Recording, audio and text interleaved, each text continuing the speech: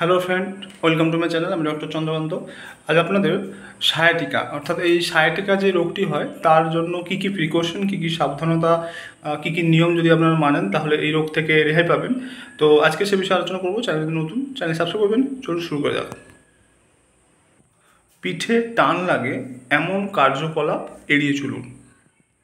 ভারী জিনিসপত্র তোলা, দীর্ঘক্ষণ বসা বা দীর্ঘক্ষণ দাঁড়িয়ে থাকা, এই সমস্ত কার্যকলাপ এড়িয়ে চলুন। স্বাস্থ্যকর ওজন বজায় রাখুন, কারণ অতিরিক্ত ওজন কিন্তু মেরুদণ্ড বা স্পাইনের উপর চাপ সৃষ্টি করতে পারে। মূল পেশি শক্তিশালী করতে হবে, অর্থাৎ পেটে এবং পিঠের যে পেশিগুলো রয়েছে সেটাও বিভিন্ন রকম এক্সারসাইজের মাধ্যমে ওটাকে শক্তিশালী করতে হবে, যেটাকে বলা হয় কোর মাসেল।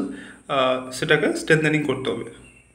এরপর হচ্ছে ভালো পশ্চার আপনাদের অনুসরণ করতে হবে, যেমন হচ্ছে দাঁড়ানো, সঠিকভাবে দাঁড়ানো, সঠিকভাবে বসা, সঠিকভাবে ওজন তোলার নিয়ম, সেগুলো কিন্তু সঠিকভাবে করতে হবে। তাহলে সায়াটিকার হাত থেকে রেহাই পাবেন।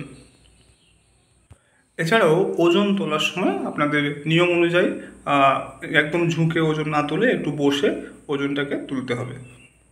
এরপর হচ্ছে নিয়মিত এবং কম প্রভাবশালী এক্সারসাইজ করতে হবে, যেমন নিয়মিত হাঁটা, সাঁতার কাটা। এছাড়াও ধূমপান ত্যাগ করতে হবে, মানসিক চাপ নিয়ন্ত্রণ করতে হবে। এছাড়াও একজন সঠিক ফিজিওথেরাপিস্টের কাছে প্রপার এক্সারসাইজ করতে হবে। তো আজকে জানলেন যে সায়াটিকার হাত থেকে রেহাই পাওয়ার জন্য কী কী নিয়ম বা কী কী প্রিকশন আপনাদের মানতে হবে, সেটা আজকে জানলেন। তো আজকের ভিডিও এই পর্যন্ত। চ্যানেল নতুন, চ্যানেল সাবস্ক্রাইব করবেন, ভিডিওতে লাইক করবেন। Thank you for watching.